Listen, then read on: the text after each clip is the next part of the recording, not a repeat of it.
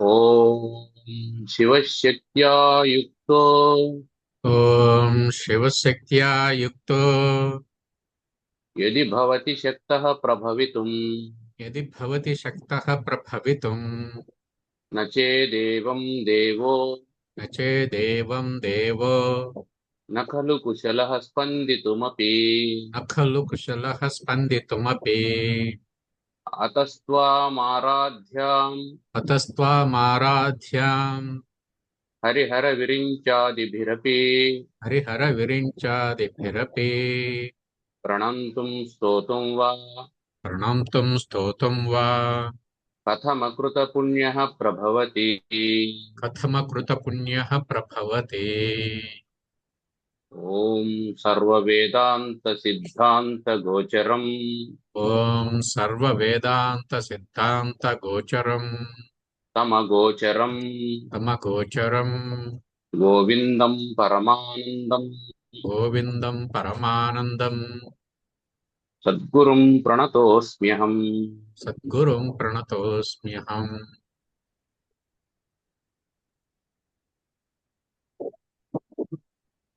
జగద్గురు శంకరాచార్యుల వారు వివేక చూడమని అన్నటువంటి ప్రకరణ గ్రంథంలో బంధానికి మోక్షానికి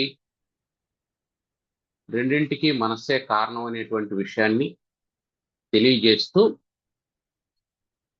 మనం అనుభవిస్తూ ఉన్నటువంటి విశ్వం అంతా కూడా మనస్సు తన శక్తితో సృజించినటువంటిదే. ఏ విధంగా అయితే స్వప్నం మనస్సు చేత సృజింపబడుతుందో అదే విధంగా జాగ్రత్త కూడా మనసు చేతనే సృజింపబడింది. దాంట్లో పెద్ద విశేషం ఏమీ లేదు. ఏదైతే మనకు విశేషంగా జాగ్రత్త అవస్థలో ఈ విశ్వం కనిపిస్తూ ఉందో అదంతా కూడా మనసు యొక్క విజృంభణమే తప్ప మరొక్కటి కాదు. ఇది మనోవిజృంభణం అని తెలియజేస్తూ జాగ్రత్త స్వప్నాల కంటే ముందు మనకు ఇంకో విషయం కూడా తెలియజేశారు. ఏమిటంటే ఒక ఛాయ ఉంటుంది, నీడ ఉంటుంది, అద్దంలో ప్రతిబింబం ఉంటుంది, నీళ్లలో ప్రతిబింబం ఉంటుంది, స్వప్నంలో ప్రతిబింబం కనిపిస్తుంది. ఈ నాలుగు సత్యం ఏ విధంగా కాదో జాగ్రత్తలో ఉండేటువంటి ప్రతిబింబాలు కూడా ఈ నీడలు కూడా నిజం కావు అనే మాట కూడా మనకి ఇదివరకే చెప్పారు.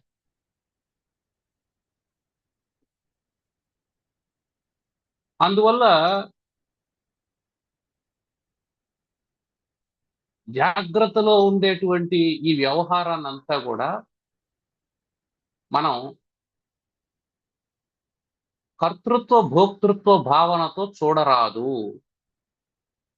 దీనికి నేను కర్తను, దీన్ని నేను అనుభవిస్తున్నాను అనేటువంటి భావనతో చూడకూడదు. ఎందుకు? స్వప్నంలో ప్రాప్తించినటువంటి ధనం ఏ విధంగా మిథ్యనో జాగ్రత్తలో ప్రాప్తించినటువంటి సకల భోగాలు మిథ్యలే. మేల్కొన్న తర్వాత అది లేదు, ఇది కూడా మేల్కొన్న తర్వాత ఉండదు. ఏం మేల్కొన్న తర్వాత? నీకు అజ్ఞానం ఉన్నంత వరకు ఉంటుంది. జ్ఞానంలోకి ఒకసారి నీకు మెలకువగలిగింది అనుకో, అప్పుడు ఇవన్నీ ఎండమావుల్లాగే అనిపిస్తూ ఉంటాయి. జ్ఞానం కలిగినటువంటి వాడికి ప్రపంచం ఉంటుందా ఉండదా అంటే ఉంటుంది. ఎండమావులని తెలిసినప్పుడు కూడా నీకు ఎండమావులు కనిపిస్తాయి. ఇదివరకే మనం చెప్పుకున్నాం. ఎండమావులని తెలిస్తే నువ్వు అందులో నీళ్ల కోసం పరిగెత్తలేదు అని అంటే నీకు జ్ఞానం ఉంది అని అర్థం. ఎండమావులు తెలుస్తూ ఉన్నాయి, నువ్వు పరిగెడుతూ ఉన్నావు అంటే నీకు అజ్ఞానం ఉంది అని అర్థం. సో అజ్ఞానానికి జ్ఞానానికి ఉండేటువంటి తేడా ఏమిటి అక్కడ అంటే, ఇద్దరికీ ఎండమావులు కనిపిస్తూ ఉంటాయి. అజ్ఞాని పరిగెత్తి అలసిపోతూ ఉంటాడు, జ్ఞాని అందులో నీళ్లు లేవని ప్రశాంతంగా ఉన్న చోటే ఉంటాడు. అది తేడా. కాబట్టి ఈ సమస్త దుఃఖాలకు కారణం ఏమిటి? మానవుని యొక్క అజ్ఞానము. లేని దాని వెంబడి పరిగెత్తడం. లేనిదైతే కనిపించకూడదు కదా. అది మనస్సు కల్పించేటువంటి మాయా ప్రపంచం. అర్థశూన్యే. ఏ విషయము లేకపోయినప్పటికీ స్వశక్త్యా, తన శక్తి చేత సర్వం విశ్వం, మొత్తం ప్రపంచాన్ని మన ఏవ సృజతి, మనస్సే సృష్టిస్తుంది. ఎలాగా అంటే, పసిపిల్లవాడున్నాడు, వాడు ఇసుకతో ఇల్లు కట్టుకుంటాడు, ఇసుకతోనే వంట చేసుకుంటాడు, ఇసుకే అన్నం అవుతుంది, ఇసుకే పప్పు అవుతుంది, ఇసుకే చారు అవుతుంది, ఇసుకే కూర అవుతుంది, అంతా ఇసుకతోనే చేస్తాడు, ఆడుకుంటూ ఉంటాడు. అమ్మ పిలుస్తుంది, కాలుతో అన్నిటినీ తుడిపేసి వెళ్ళిపోతాడు. అంతే. అంటే జ్ఞానం కలిగిందంటే ఇవంతా ఉంటది, కానీ అదేది సత్యం కాదనే విషయం తెలుస్తూ ఉంటుంది అని చెబుతూ, తత్సర్వం ఏతత్ మనసో విజృంభణం, ఇదంతా మనసు యొక్క విజృంభణం అని చెబుతూ తర్వాత శ్లోకంలో, సుషుప్తి కాలే మనసి ప్రలీనే సుషుప్తి కాలే మనసి ప్రలీనే నైవాస్తి కించిత్ సకల ప్రసిద్ధే నైవాస్తి కించిత్ సకల ప్రసిద్ధేః అతో మనః కల్పిత ఏవ పుంసః అతో మనః కల్పిత ఏవ పుంసః సంసార ఏతస్య సంసార ఏతస్య నవస్తుతోస్తి. నవస్తుతోస్తి. జ్ఞానం కలిగితే పోతుందా ఇది? పోతుంది. ఎలా చెప్పగలవు? అందరికీ ఉన్న అనుభవమే. ఏం అనుభవం ఉంది మిత్రమా? సుషుప్తి కాలే, నిద్రపోతున్నప్పుడు, మనసి ప్రలీనే, నీ మనసు లయమైపోతుంది. నువ్వేం ప్రయత్నించి దాన్ని లయం చేయాల్సిన అవసరం లేదు. నువ్వు నిద్రపోతే చాలు, కాసేపు అది విజృంభిస్తుంది, స్వప్నాన్ని సృష్టిస్తుంది, ఆడుకుంటుంది, నీ చేత ఆడిస్తుంది. నువ్వేమనుకుంటావు? నా స్వప్నం అనుకుంటావు, దాంట్లో కూడా నేను హీరో అనుకుంటావు. నువ్వు కనిపిస్తావు, నిన్ను తిప్పుతుంది, నిన్ను ఏడిపిస్తుంది, నవ్వుపిస్తుంది, ఆనందింపజేస్తుంది. నీకు తీరని కోరికలు ఏమన్నా ఉంటే అవి తీరినట్టు చూపిస్తుంది. నువ్వు దరిద్రంతో బాధపడుతూ ఉంటే నీకు సార్వభౌమత్వం ప్రాప్తించినట్టు చూపిస్తుంది అది. నువ్వు ఆకలితో పడుకొని ఉంటే నీకు పంచభక్ష పరమాన్నాలు నువ్వు తిన్నట్టు చూపిస్తుంది. నువ్వు సింహాసనం మీద కూర్చొని వైభవోపేతంగా ఉంటే అడుక్కు తింటున్నట్టు నీ స్వప్నం, నీ మనసు నిన్ను చూపిస్తుంది. దాని ఇష్టం వచ్చినట్టు అది ఆడుకుంటుంది. దానికేం రూల్స్ అండ్ రెగ్యులేషన్స్ లేవు. స్వప్నం ఇలాగే ఉండాలి అని సిలబస్ ఏం లేదు. దాని ఇష్టం, మనసు దానికి నచ్చినట్టు అది చేస్తుంది. సిలబస్ లేదు.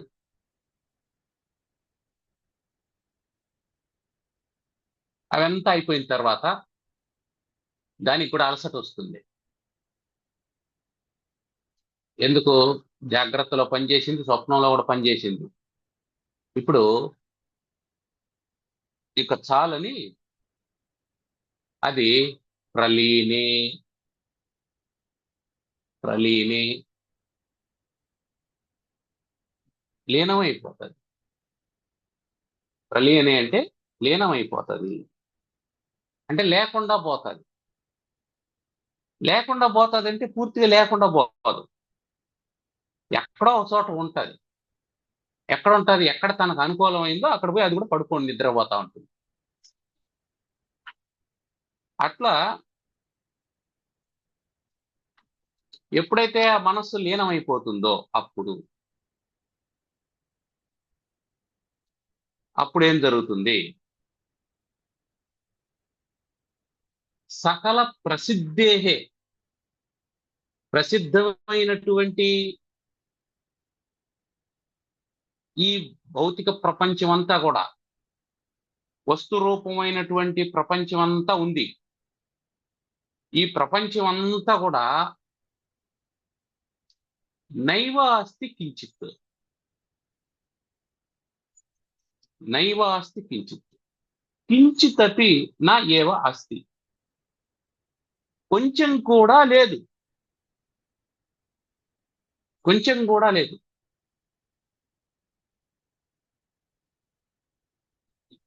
జాగ్రత్తలో అంతా ఉంది, స్వప్నంలో కొంచెం ఉంది, సుషుప్తిలో ఆ కొంత కూడా లేదు, అది కూడా కనిపించడం లేదు. కాబట్టి ఇది లేనిది అనేది నీకు అర్థం అవుతుంది. ఇదంతా మనస్సు చేత కల్పించబడింది. ఎలా? యదా స్వప్నే, స్వప్నంలో ఏ విధంగా కల్పించబడిందో జాగ్రత్తలో కూడా కల్పించబడింది. ఇప్పుడు జాగ్రత్తలో కల్పించబడినటువంటి విషయం నువ్వు నిద్రపోతూ ఉన్నప్పుడు ఉందా లేదా? ఇల్లు, వాకిలి, ఆస్తి, అంతస్తు, పొలము, ఉద్యోగం, వ్యవహారం, ఇవన్నీ భౌతికంగా ఉన్నాయి, నీలో లేవు. కారణం ఏంటంటే నీ మనస్సు దాంతో అనుబంధం లేదు కాబట్టి అవి నీకు లేవు. ఇది ప్రధానంగా మనం గుర్తుపెట్టుకోవాల్సింది. ఏదైనా నీకుంది అంటే నువ్వు దాంతో అనుబంధాన్ని పెట్టుకోనున్నప్పుడు నీతో ఉంటుంది. నువ్వు అటాచ్మెంట్ పెట్టుకోనుంటే నీతో ఉంటది. నువ్వు డిటాచ్ అయిపోయినావు అనుకో నీతో ఉండదు, అంతే. అది సుఖమైన అంతే, దుఃఖమైన అంతే. కష్టాలు నాకే వస్తాయి అంటే నువ్వే అటాచ్మెంట్ పెట్టుకున్నావు కాబట్టి నీకే వచ్చాయి. ఎందుకు అటాచ్మెంట్ పెట్టుకున్నావు? సుఖం కోసమని అటాచ్మెంట్ పెట్టుకున్నావు. రివర్స్ ఏమైంది? అది దుఃఖం అయింది. కారణం ఏంటంటే నువ్వు ఏది ఎలా ఉంటే సుఖం అని అనుకున్నావో అది అలా ఉండదు, అది మారిపోతుంది. అది అలా మారిపోతుంది, ఉండదు అది.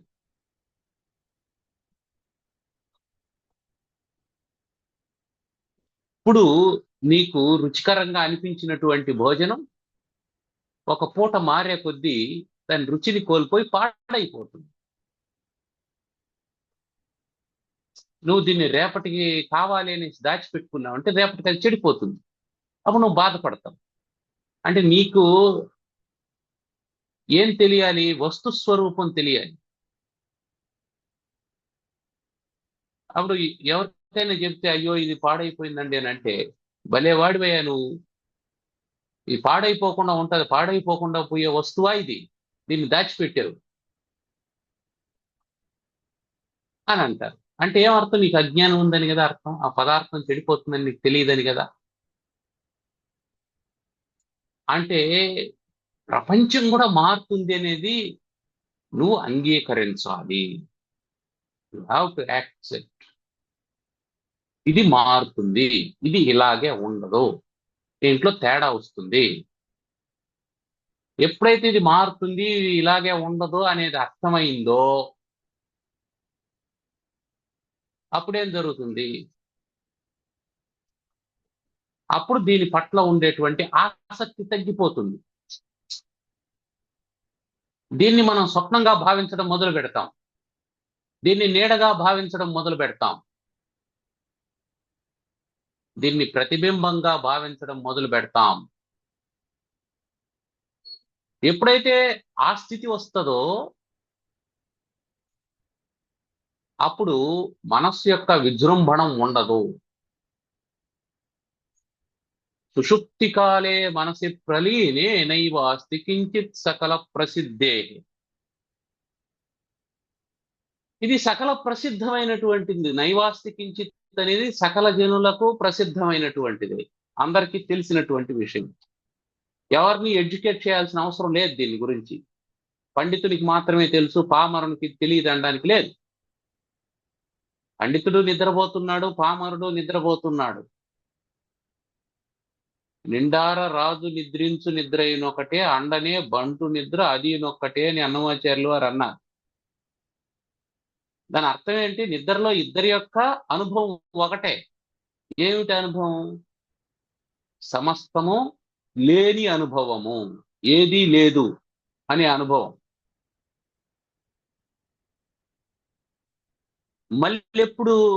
మళ్ళీ నువ్వు మేల్కోగానే మనసు మేల్కొన్నది. మనసు మేల్కోగానే మనసు దీనంతా సృష్టించింది, కల్పించింది. నేను మేల్కొన్నాను, ఇది నా శరీరము, ఇది నా ఇల్లు, వీళ్ళు నా బంధువులు, వీళ్ళు నా చుట్టాలు. ఎట్లయినారయ్యా వీళ్ళు బంధువులు చుట్టాలు అనుకుంటే అయినారు. ఉగాండా వాడు మనకు చుట్టం ఎట్ట అవుతాడు?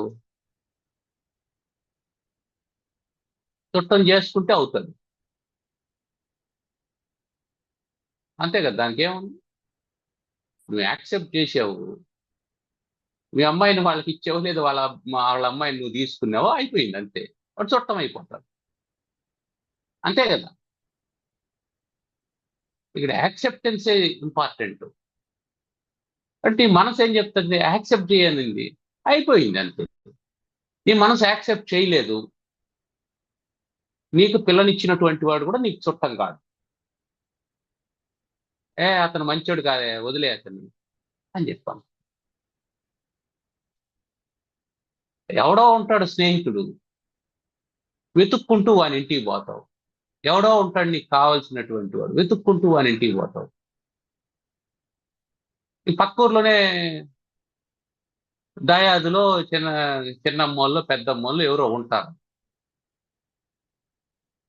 ఏమరా ఇంటికి రాలేదానంటే, ఇప్పుడు కాదులే మళ్ళీ వస్తానంట, నాకు వేరే పని ఉంది. ఏంటి తేడా? యాక్సెప్టెన్స్ తేడా. ఎవరిని యాక్సెప్ట్ చేస్తుంది మనసు? తనకు అనుకూలమైన వాళ్ళని యాక్సెప్ట్ చేస్తుంది, అంతే, ఇంకేలే. 2 రోజులు ఆముదాల మురళి ఇంటికి వచ్చినావు, నువ్వు ఇలా ఉండకూడదు, అలా ఉండాలి, పొద్దున్నే 4 గంటలకు లేయాలి, ఆ సాధన చేయాలి, ఈ సాధన చేయాలి, తన్నీళ్ళతో స్నానం చేయాలి, ఇదేదో చెప్తూ ఉన్నాడు అనుకో. 3వ రోజు మనసు ఏం చెప్తుంది? వద్దులేబ్బా వాళ్ళ ఇంటికి, ఏదేదో చెప్తాడు ఆ మనిషి, అవన్నీ అయ్యేవే పోయేవే అనిపిస్తుంది. అదే వచ్చినప్పుడు ప్రశాంతంగా మాట్లాడి, నువ్వు మాట్లాడేది విని నీకే సలహాలు చెప్పలేదనుకో, నువ్వు అడిగితే తప్ప నేనే సలహాలు చెప్పలేదు, నీకు అనుకూలంగా మాట్లాడతాను అనుకో, టైం దొరికితే ఇంకొకసారి కూడా మురళిని కలుద్దామని అనిపిస్తుంది. మనసు దేన్ని అంగీకరిస్తుంది అంటే తనకు అనుకూలమైందని అంగీకరిస్తుంది. ఎట్లా? స్వప్నం లాగా. స్వప్నం తనకు అనుకూలమైనట్టు చేసుకుంటుంది మనసు. అట్లాగే జాగ్రత్తను కూడా అదే విధంగా డిజైన్ చేసే ప్రయత్నం చేస్తుంది. కానీ మనసుకు తెలియనటువంటి రహస్యం ఉంటుంది. ఏమిటంటే, ఈ శరీరం రావడానికి కారణం ప్రారబ్ధం. ఈ శరీరం ఆ ప్రారబ్ధాన్ని అనుభవించాలి. అందువల్ల మనస్సు తనకి ఇష్టం లేనటువంటి, తన వివేచనకు లొంగనటువంటి కొన్ని సంకల్పాలను చేసి తీరుతూ ఉంటుంది. దానికి ప్రారబ్ధం ప్రేరణ. మనసు అన్ని అనుకూలమైనటువంటివే చేయదు, కొన్ని ప్రతికూలమైనటువంటి సంకల్పాలను కూడా చేస్తుంది. దానికి ప్రారబ్ధం కారణం అవుతుంది. కానీ అందరి యొక్క అనుభవం ఏమిటి అంటే, సుషుప్తి కాలే మనసి ప్రలీనే నైవాస్తి కించిత్. జాగ్రత్త ప్రపంచము లేదు, స్వప్న ప్రపంచము లేదు, నైవాస్తి కించిత్. ఇది శంకరాచార్యులు వారు చెప్పినారు కాబట్టి లేదా, మనం పాఠం చెప్పుకుంటున్నాం కాబట్టి లేదా? అదేం లేదు, సకల ప్రసిద్ధే. అందరికీ తెలిసినటువంటి విషయం గుర్తు చేసుకుంటూ ఉన్నాం. అతః దేర్ఫోర్ కాబట్టి మనః కల్పిత ఏవ పుంసః సంసార ఏతస్య న వస్తుతః అస్తి.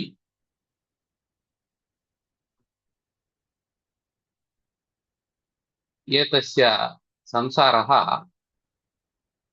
పుంసః మనః కల్పితః ఏవ. ఈ సంసారము మానవుని యొక్క మనస్సు చేత కల్పించబడింది. సంసారం అంటే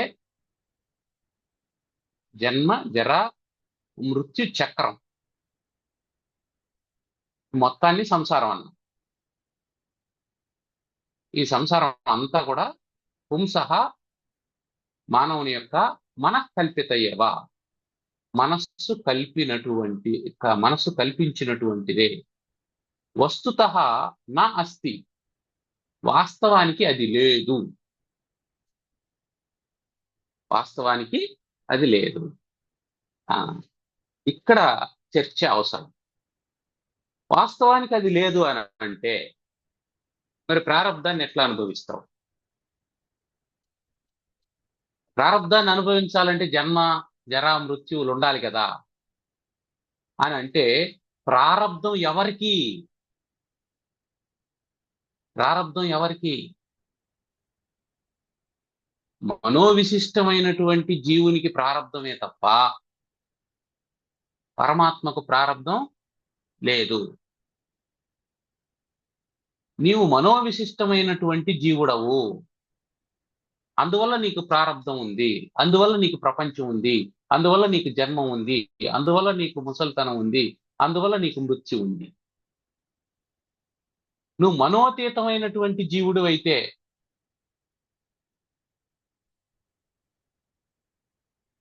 నువ్వు మనస్సుకు అతీతమైనటువంటి జీవుడు అయితే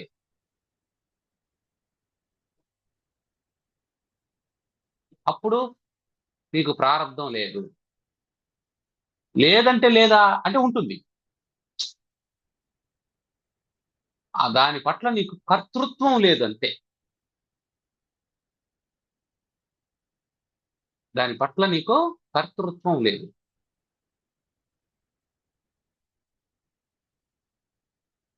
ఒక దున్నను మేపేవాడు ఉన్నాడు. వాడు బర్రెల్ని తోలుకొని మేపడానికి వచ్చాడు. ఎక్కడో చెరువు తీసుకెళ్ళాడు. ఆ చెరువు గట్టిన కాసేపు మేసేసి చెరువుల్లో ఈతాడి ఆ తర్వాత సాయంకాలం వాటిని ఇంటికి తోలుకొని వస్తూ ఉన్నాడు. దారిలో వర్షం వచ్చింది. దారిలో వర్షం వస్తే బర్రెలన్నీ హాయిగా ఆనందంగా నిల్చుకొని ఉన్నాయి వర్షంలో. బర్రెలు మేపేవాడు పరిగెత్తుకుంటూ ఒక చాటు చూసుకొని ఆ చాటుకి వెళ్ళి నిల్చుకున్నాడు.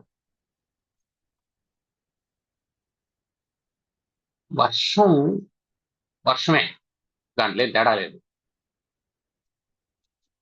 బర్రె మీద కురిసిన వర్షము, బర్రె కాపరి మీద కురిసిన వర్షము తేడా ఏం లేదు, రెండు ఒకటే. కానీ బర్రె వర్షంలో నిల్చుకొనుంది, బర్రెల కాపరి చాటుకు పరిగెత్తుకొని వెళ్ళాడు. ఏంటి తేడా? ఏంటి తేడా అంటే బర్రె వర్షాన్ని అంగీకరించి ఆనందిస్తూ ఉంది, బర్రెల కాపరి వర్షాన్ని అంగీకరించడం లేదు, ఆనందించలేకపోయాడు. అందుకని పక్కకెళ్ళిపోయాడు. ప్రపంచం వింతే, ప్రారబ్ధం వింతే.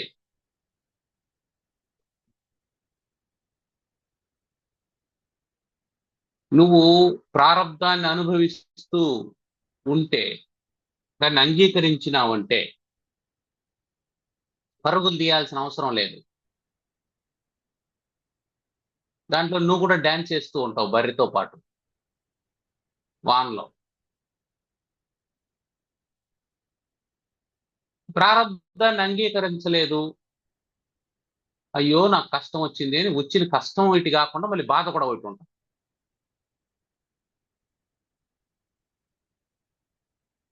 కష్టం అనేది శరీరానికి వస్తుంది, మళ్ళీ మనసుకు కూడా బాధ ఉంటుంది. శరీరానికి కష్టం వచ్చినప్పుడు మనసు నిభాయించుకుంటే, మనసులోకి దాన్ని తీసుకోకపోతే శరీరం దాన్ని సరిచేసుకుంటుంది. మనసు తమాయించుకొని తన దారిని తాని ముందుకెళ్ళిపోతూ ఉంటుంది. అందుకని ఈ సంసారం అనేది వస్తుతః లేదు. నీ మనసు ఉంటే సంసారం ఉంది, మనసు లేకపోతే సంసారం లేదు. నువ్వు యాక్సెప్ట్ చేస్తే ఉంది, యాక్సెప్ట్ చేయకపోతే లేదు. అది విషయం. యాక్సెప్ట్ చేయకపోతే లేదు అని అంటే లేకుండా పోదు అని గుర్తుపెట్టుకోవాలి. అందుకే ఈ చర్చ అంతా. ఈ సంసారం అంతా స్వప్నతుల్యం అని నువ్వు భావన చేసినంత మాత్రాన ఇది లేకుండా పోదు. Catch it. నీకు డిటాచ్మెంట్ ఉన్నా సరే నీ శరీరం ఉంటుంది.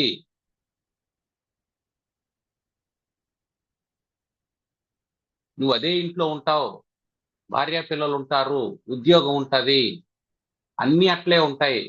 నీ అప్రోచ్ మారుతుంది. నీ అప్రోచ్ మారుతుంది. మనం ఇది వరకు చెప్పుకున్నాం ఒక సర్వెంట్ మెయిడ్ గురించి, ఒక పని మనిషి గురించి. ఆవిడ ఒక ఇంటికి వస్తుంది, పిల్లవాడిని ఆడిస్తుంది, వాడికి పాలు పడుతుంది, అన్నీ చేస్తుంది. సాయంకాలం అయిపోగానే ఆ పిల్లవాడిని వదిలిపెట్టేసి తన ఇంటికి వెళ్ళిపోతుంది. ఆడించేటప్పుడు అని ప్రేమతోనే ఆడిస్తుంది, బుజ్జగిస్తుంది, తను కూడా ఎంజాయ్ చేస్తుంది. వాడు నవ్వుతూ ఉంటే, వాడు ఆడుతూ ఉంటే తను కూడా ఎంజాయ్ చేస్తుంది.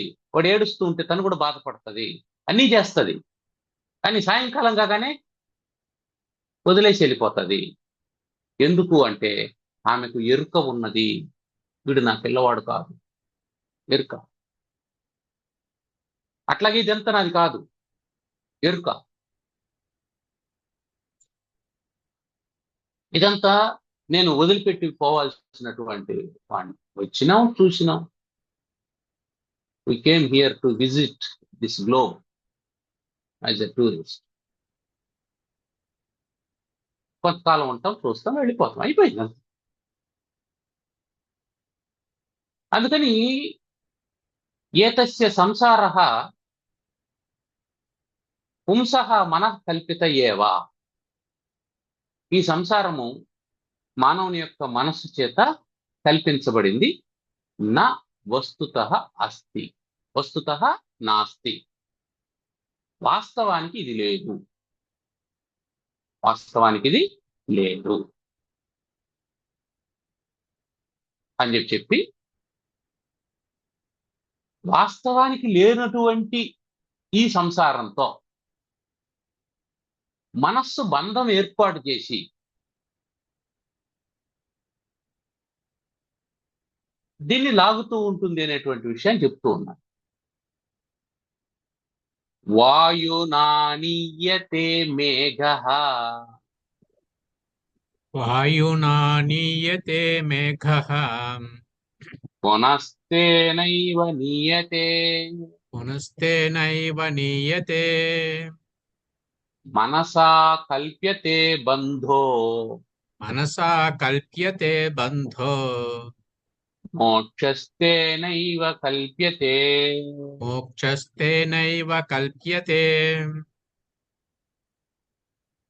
మేఘః, మేఘము వాయునా ఆనీయతే, గాలి చేత తీసుకొని రాబడుతుంది. ఎక్కడుంది మేఘం? సముద్రం పైన ఎక్కడో ఏర్పాటైంది, అక్కడ పుట్టింది మేఘం. అక్కడి నుంచి సముద్రానికి 500 కిలోమీటర్లో, 1000 కిలోమీటర్లో, 2000 కిలోమీటర్లో దూరంలో ఉండేటువంటి ఊరికి మేఘం ఎట్లా వచ్చింది? వాయునా ఆనీయతే, గాలి తీసుకొని వచ్చింది దాన్ని. గాలి అట్లా నెట్టుకొని వచ్చింది మేఘాన్ని. వచ్చింది, వర్షం కురిసింది. అట్లే ఉండిపోయిందా మేఘం? లేదు. పునః తేనైవ నీయతే, తేన ఏవ, దాని చేతనే, అంటే వాయున ఏవ, పునః మరల, నీయతే తీసుకొని పోతుంది, తీసుకొని పోబడుతుంది. మేఘం గాలి తీసుకొని వస్తే వచ్చింది, గాలి తీసుకొని పోతే వెళ్ళిపోతుంది. ఇంకో 2 పదులు వర్షం కురుసుంటే బాగున్ను అని మనం అనుకుంటాం. కురుస్తుందా? కురవదు. ఈ వర్షం ఆగిపోతే బాగున్ను, 2 రోజుల నుంచి కురుస్తూనే ఉంది. ఆగిపోతుందా? ఆగిపోదు.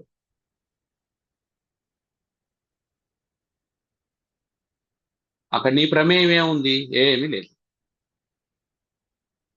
వాయునా నీయతే మేఘ పునస్తేనైవ నీయతే.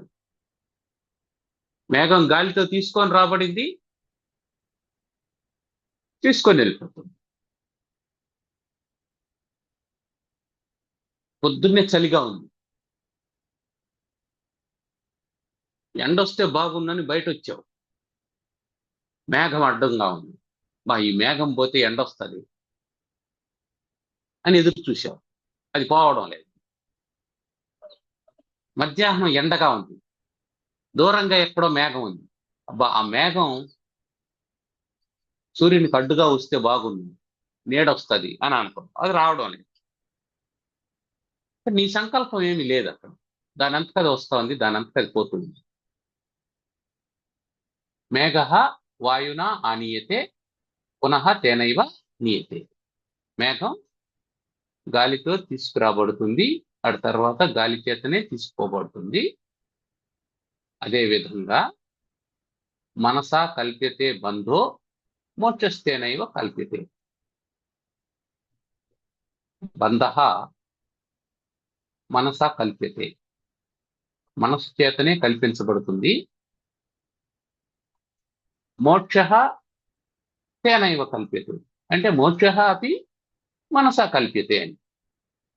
బంధ మనసా కల్ప్యతే, మోక్ష అపి మనసా కల్ప్యతే.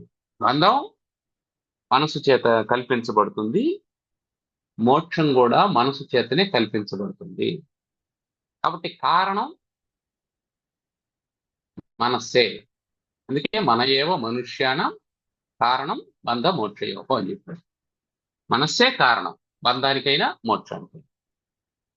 బంధం వల్ల దుఃఖం కలుగుతూ ఉన్నది, మోక్షం వల్ల సుఖం కలుగుతూ ఉన్నది. నువ్వేం కోరుకుంటున్నావు? సుఖం కోరుకుంటున్నావు, బంధాన్ని పెట్టుకుంటున్నావు. నువ్వు కోరుకునేది సుఖం, కాబట్టి నువ్వు మోక్షం కోసం ప్రయత్నం చేయాలి. నువ్వు దాన్ని వదిలేసావు. నువ్వు సుఖం కోరుకుంటూ బంధం కోసం ప్రయత్నం చేస్తున్నావు. బంధం కోసం ప్రయత్నం చేస్తున్నావు. నువ్వు పెళ్లి చేసుకుంటే సుఖం అనుకుంటున్నావు, అది బంధం అనే ఆలోచన నీకు రావడం లేదు. పిల్లలుంటే సుఖం అని అనుకుంటున్నావు, అది బంధం అనే ఆలోచన నీకు రావడం లేదు. ఆస్తులు అంతస్తులు మిద్దెలు మేడలు వస్తు వాహనాలు ఉంటే సుఖం అని అనుకుంటూ ఉన్నావు, అవి బంధం అనేటువంటి ఆలోచన నీకు రావడం లేదు. నువ్వు సుఖం కోసం ఏం చేస్తున్నావు అంటే బంధాన్ని ఏర్పాటు చేసుకుంటూ ఉన్నావు. బంధం ఎప్పుడు నీకు సుఖాన్ని ఇవ్వదు, బంధం దుఃఖాన్ని ఇస్తుంది. అందుకని నువ్వు ఎంత సింపుల్గా ఉండగలిగితే, నువ్వు ఎంత నువ్వుగా ఉండగలిగితే అంత ఆనందంగా ఉంటావు. కానీ మనిషి ఎప్పుడు మనిషిగా ఉండడు. ఏమవుతాడు? నువ్వెవరు అంటే నేను ఇంజనీర్, నేను డాక్టర్, నేను సాంస్క్రిట్ లెక్చరర్, నేను జడ్జి, నేను లాయరు, మంచిదేనైనా నేను ల్యాండ్ లార్డు. ఇవైపోతున్నాడు మనిషి. అవన్నీ సరే, నువ్వు మనిషివా కాదా? అది చాలా ముఖ్యమైనటువంటి. నువ్వు ప్రాథమికంగా మనిషివైనావనుకో, ప్రాథమికంగా నువ్వు మనిషివైతే అప్పుడు నీకు దుఃఖం తగ్గుతుంది. నువ్వు అనేకమైనటువంటి కోశాలు తొడుగులు తొడుక్కుంటూ వచ్చినావు అనుకో, అప్పుడు నీ అసలు విషయం మరుగున పడిపోతుంది. అందువల్ల నీకు బంధం ఏర్పడుతుంది. ఆ బంధం నీకు దుఃఖాన్ని కలిగిస్తుంది. అందుకే ఏం చెప్తున్నాడంటే తర్వాత శ్లోకంలో, దేహాది సర్వ విషయే దేహాది సర్వ విషయే పరికల్ప్య రాగం పరికల్ప్య రాగం బధ్నాతి తేన పురుషం బధ్నాతి తేన పురుషం పశువద్గుణేన పశువద్గుణేన వైరస్యమత్ర వైరస్యమత్ర విషవత్ సువిధాయ పశ్చాత్ విషవత్ సువిధాయ పశ్చాత్ ఏనం విమోచయతి ఏనం విమోచయతి తన్మన ఏవ బంధాత్. తన్మన ఏవ బంధాత్. దేహాది సర్వ విషయే పరికల్ప్య రాగం. ఈ మనస్సు ఏం చేస్తుంది? మనసా కల్ప్యతే బంధ అన్నాడు కదా. బంధం ఎట్లా ఏర్పాటు చేస్తుంది అంటే, దేహాది సర్వ విషయాల్లో, దేహం మొదలుకొని సమస్త విషయాలు, శబ్దస్పర్శ రూపరసగంధాత్మకమైనటువంటి సమస్త ప్రపంచాని పట్ల రాగం పరికల్ప్య, మనస్సు ఏం చేస్తుంది? ఆసక్తిని కలిగిస్తుంది. ఆసక్తిని కలిగిస్తుంది. ఆసక్తిని కల్పించి ఏం చేస్తుంది? పురుషం, జీవుణ్ణి పశువత్ గుణేన బధ్నాతి. పశువును ఏ విధంగా తాటితో కట్టేస్తారో ఆ విధంగా కట్టేసేస్తుంది. పశువు ఎంత అమాయకమైనటువంటిదంటే, నువ్వు పెట్టేటువంటి 4 ఎండి గడ్డి పోసల కోసం అది నీ దగ్గర వచ్చి కట్టుబడిపోతుంది. అదే నువ్వు కట్టి వేయలేదనుకో, అది స్వేచ్ఛగా తిరుగుతూ దానికి కావలసినంత మేయచ్చు. కానీ అది దేనికి ఆశపడింది అంటే, నువ్వు పెట్టేటువంటి 4 ఎండు గడ్డి పరకలకు ఆశపడిపోయింది. ఆశపడిపోయి దానికి తెలియకుండానే ఏమైపోయింది? గుణేన బధ్నాతి, తాటితో కట్టివేయబడింది. అదే అది దీనికి ఆశించలేదనుకున్నాం, అప్పుడు ఏం జరిగి ఉంటుంది? స్వేచ్ఛగా యథేచ్ఛగా ఎక్కడో తిరుగుతూ, ఏ సెలయట్లోనో నీళ్లు తాగుతూ హాయిగా ఉండేది. ఇప్పుడు అట్లా లేదు. యజమాని ఎప్పుడు వేస్తే అప్పుడు తినాలి, ఎప్పుడు వదిలితే అప్పుడు బయటకు వెళ్ళాలి, ఏ పని చెప్తే ఆ పని చేయాలి. బంధించబడిపోయిన తర్వాత పొలం దున్నాలంటే దున్నాల్సిందే, మధ్యాహ్నం వరకు, సాయంకాలం వరకు దున్నితే కూడా దున్నాల్సిందే. బండి లాగాలంటే లాగాల్సిందే. కారణం ఏంటి? వాడు పెట్టేటువంటి ఎండుగడ్డి, ఎండుగడ్డో పచ్చిగడ్డో ఏదో ఒకటి, దాని అదృష్టం ఏది ఉంటే అది పెడతాడు. బంధించబడకపోతే స్వేచ్ఛగా తిరిగేది. ఈ బంధనానికి కారణం ఏమిటి? రాగం. దేని పట్ల రాగం? దేహాది సర్వ విషయే రాగం పరికల్ప్య. శరీరం మొదలుకొని సమస్త విషయాల పట్ల రాగాన్ని పరికల్పించి, ఆసక్తిని పరికల్పించి, అన్నిటి పట్ల ఆసక్తి. శరీరము, శరీరం సంబంధమైనటువంటి బంధువులు, చుట్టాలు, ఆ శరీరాన్ని సంరక్షించుకోవడానికి ఏర్పాటు చేసుకున్నటువంటి ఇల్లు, వాకిలి, పొలము, మొదలైనటువంటి అన్నింటి పట్ల రాగము కల్పించి, ఆసక్తిని కల్పించి, దేహాది సర్వ విషయే రాగం పరికల్ప్య తేన, ఆ రాగం ద్వారా పురుషం మానవుణ్ణి, జీవుణ్ణి బధ్నాతి, కట్టేస్తుంది. ఎలా? గుణేన పశువత్, కాటితో పశువును కట్టినట్టు. రైట్. కాబట్టి ఈ బంధానికి మనసు కారణమైంది. అటు తర్వాత పశ్చాత్, తర్వాత అత్ర పశ్చాత్, అత్ర అత్ర అంటే ఇక్కడ, ఎక్కడ? ఈ దేహాది సర్వ విషయాల యందు వైరస్యం సువిధాయ, విరక్తిని కల్పించి,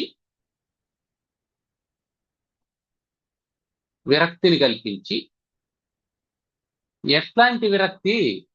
విషవత్తు వైరస్యం సువిధాయ, విషం పట్ల ఏ విధంగా అయితే విరక్తి ఉంటుందో ఆ విధంగా. విషం తాగాలనే ఆసక్తి ఎవరికి ఉండదు.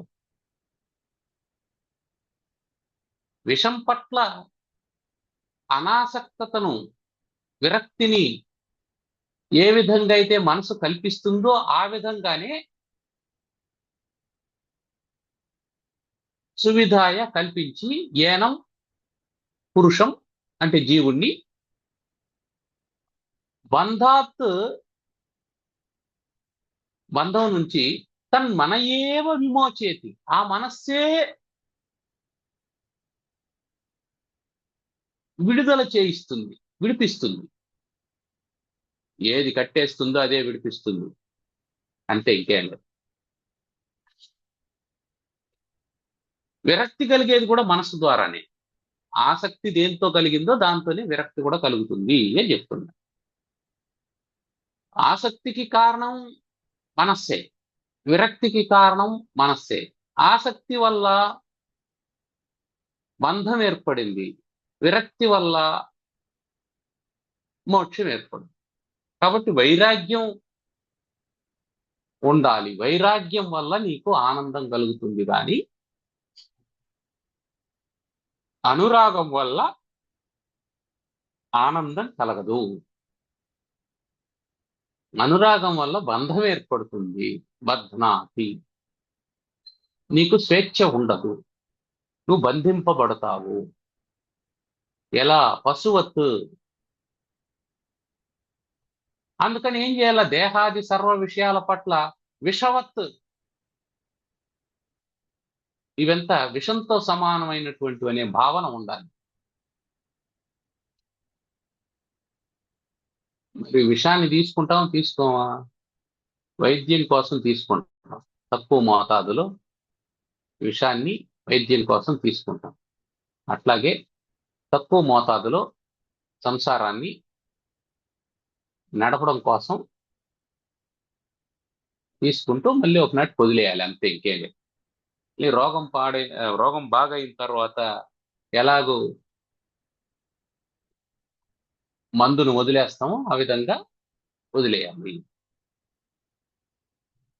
సంసారంలో తెలుసో తెలియకుండా వచ్చేసాము. వచ్చేసిన తర్వాత ఏం చేయాలా? కొంతకాలం ఈ వ్యవహారం నడవాలి. నడవాలంటే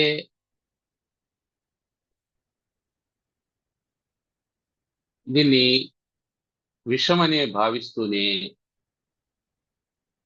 రోగానికి మందుగా విషాన్ని ఎలా వాడుతామో అలా దీన్ని వాడుతూ, రోగం బాగైన తర్వాత మందుని ఎలా వదిలేస్తామో అలా దీన్ని వదిలేయాలి. అది శంకరాచార్యులు వారు చెప్తున్నటువంటి విషయం. కాబట్టి దేహాది ఇది స్టార్టింగ్ పాయింట్. శరీరం మొదలుకొని, శరీరము అని అన్నాడంటే వెంటనే శరీరం అంటే శరీరంలో ఉండేటువంటి ఇంద్రియాలు. ఇంద్రియాలు అనగానే ఇంద్రియ సంబంధమైనటువంటి విషయాలు, శబ్దము, స్పర్శ, రూపం, రసం, గంధం. అవి శరీరం లోపల ఉన్నాయా? లేదు, అవి బయట ఉన్నాయి.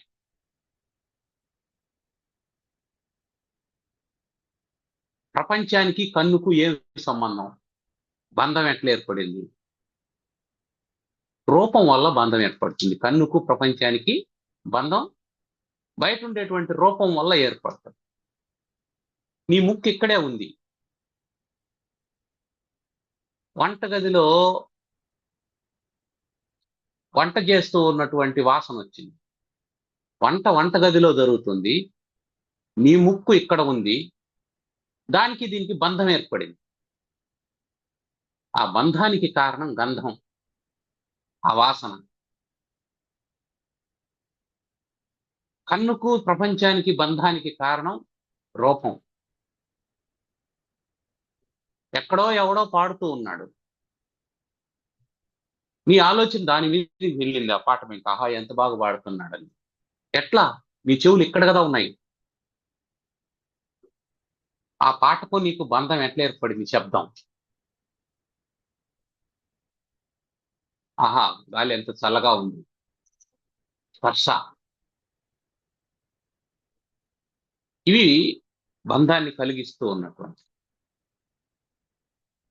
దేహంలో ఉన్నటువంటి ఇంద్రియాలు గ్రహించేటువంటి విషయాలు. దేహాది సర్వ విషయే. వీటి పట్ల రాగము ద్వేషము రెండు. రాగం అని చెప్పడంతో రాగం దగ్గరికే ఆపేయకూడదు. రాగద్వేషాలు రెండు. నచ్చడం నచ్చకపోవడం రెండు ఉంటాయి.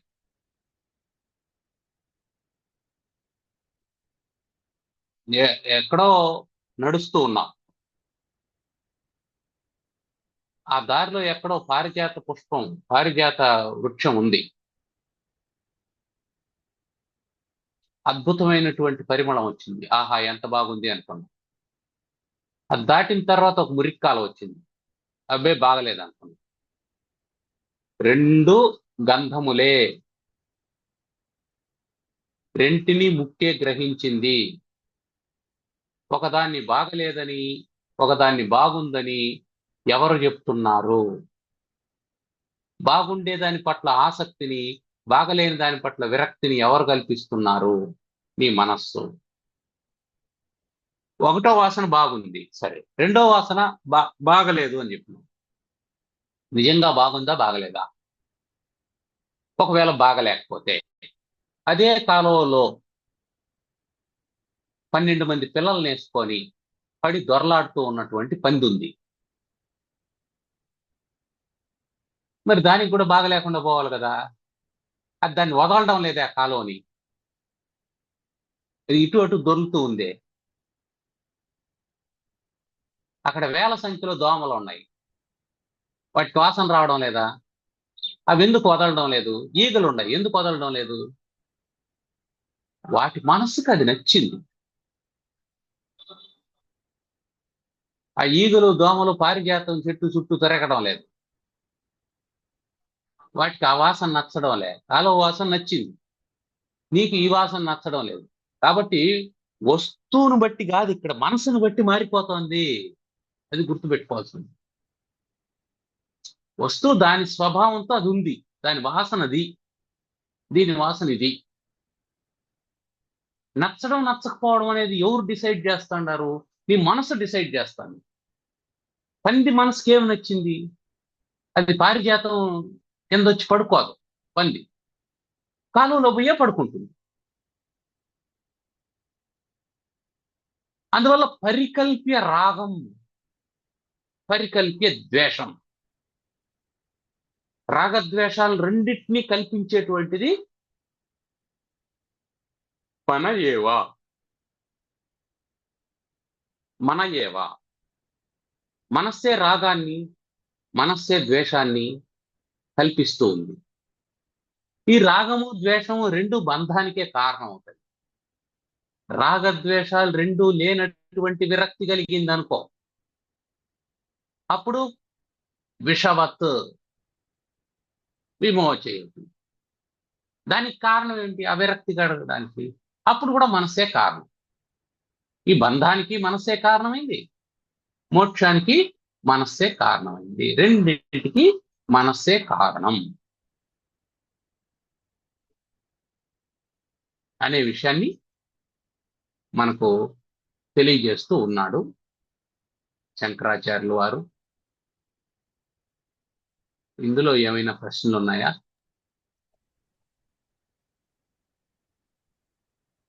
ఆ, సాధారణంగా ఆ, విద్యుత్ అంటే కరెంట్ ఉమ్, ఉంటుంది, కానీ దాన్ని నేరుగా మనం ఉపయోగించుకోలేం. ఉమ్, ఆ, అది ఏం చెప్తుంది, నేను ఎవరికి ఉపయోగపడను అని అది అంటుంది అనుకో.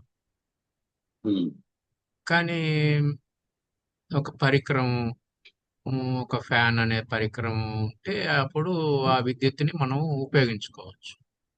ఉమ్, అదేవిధంగా ఈ భూమి ఉంది, భూమి ఉమ్, కూడా చెప్తుంది నాకు, నేను ఎవరికి ఉపయోగపడను అనేసి. ఉమ్, విత్తనము అనేది ఒక పరికరంగా ఉంటే భూమిని మనం ఉపయోగించుకోవచ్చు. ఉమ్, ఆ, అంటే ఒక సీడ్ పెట్టుకుని ఒక చెట్టు ఉమ్, వేస్తాం. అవును. ఈ సీడ్ అనేది మనస్సు ద్వారా కల్పించబడింది, ఆ భూమిని ఉపయోగించుకుంటుంది. సీడ్ అనేది ప్రారబ్ధం ప్రకారంగా వచ్చింది. ఉమ్, ఆమ్, అది అయిపోగానే అది వెళ్ళిపోతుంది. ఉమ్, ఆమ్, మన శరీరానికి ప్రారబ్ధం ఉంది కదా, అవును. అది కొంతకాలం ఉంటుంది, అంటే కాలంతో సంబంధం. ఈ ఈ ఈ విశ్వం కూడా ఎంతో కొంతకాలం ఉంటుంది, అది కూడా కాలమే, కాలంతో ఉంటుంది, దానికి కూడా ప్రారబ్ధం ఉన్నట్టే కదా. ఉన్నట్టే. దానికి అంతకాలం ప్రారంభం, మనకి ఇంతకాలం ప్రారంభం, చీమకి అంతే. చీమ ఉండే కాలానికి ప్రారంభం. అంతే. సో ప్రారంధానికి ఒక లింక్, అంటే అవును. దీని వల్ల అది, దాని వల్ల ఇది అన్నట్టుగా ఉంటుంది. భూమి ఉమ్, ఉంది కాబట్టి మనం ఉన్నాము, మనం ఉన్నాం కాబట్టి భూమి ఉంది అనే లింక్ కూడా.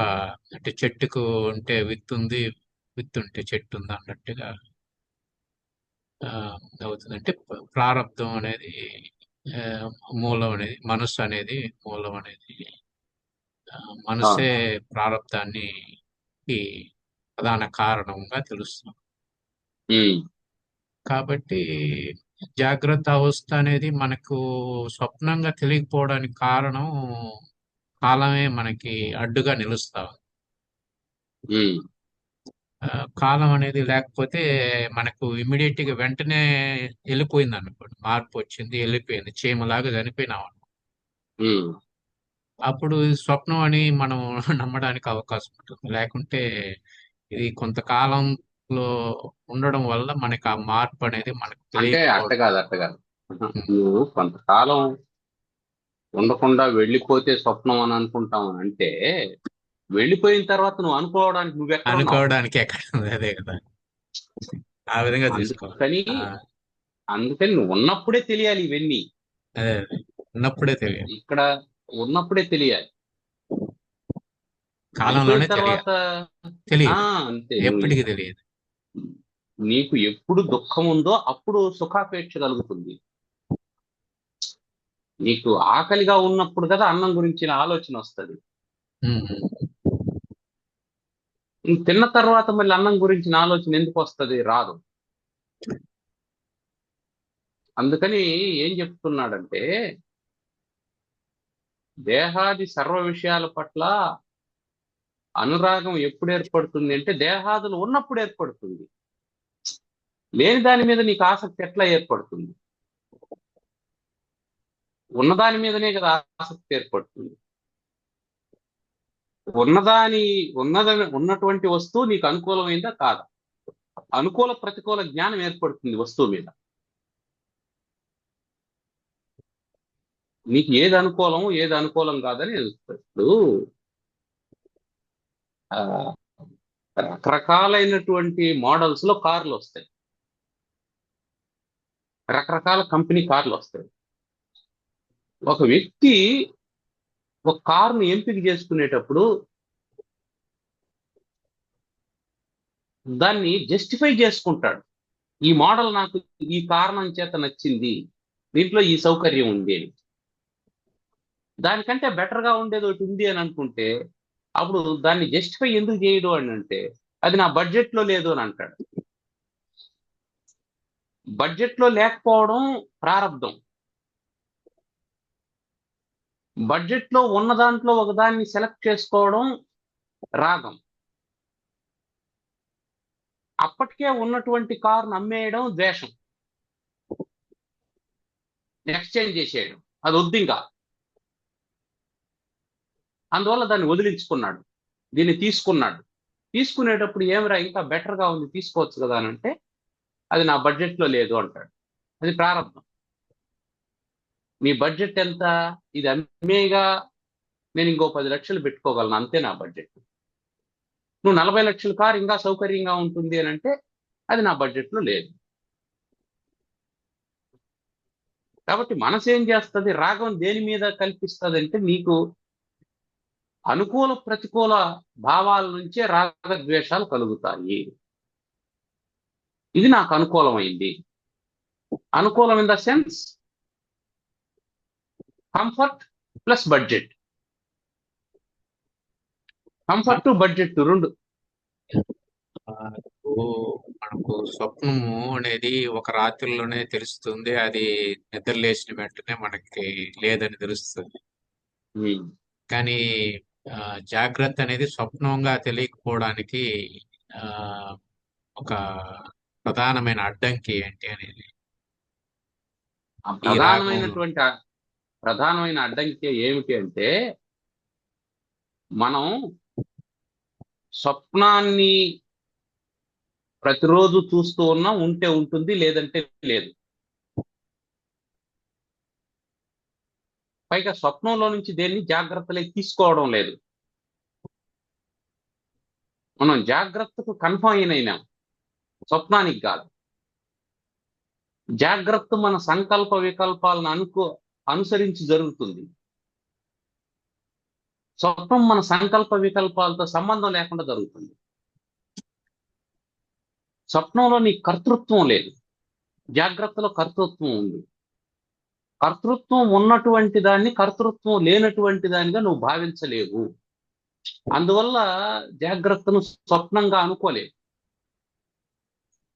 స్వప్నం నువ్వు కాదండి. డిజైన్ చేసుకోలేవు, జాగ్రత్తను నువ్వు డిజైన్ చేయగలవు.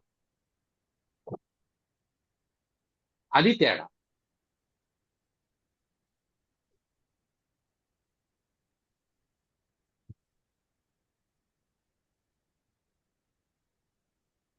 ఆ, మనసే ఆ, అడ్డంకి ఇక్కడ. ఈడ సంకల్పాలు అంతే, వికల్పాలు చేసేది మనస్సు. మనస్సు. ఆ, ఆ, ఈ ఈ బంధం వల్ల మనం సంకల్ప వికల్పాలు అనేది చేస్తుంది. ఉమ్, అక్కడ బంధం లేదుగా, స్వప్నంలో బంధం లేదు కాబట్టి సంకల్పాలు వికల్పాలు చేయడం. అంతే. ఉమ్, ఆ, సరే, కంక్లూడ్ చేద్దాం. ఆ,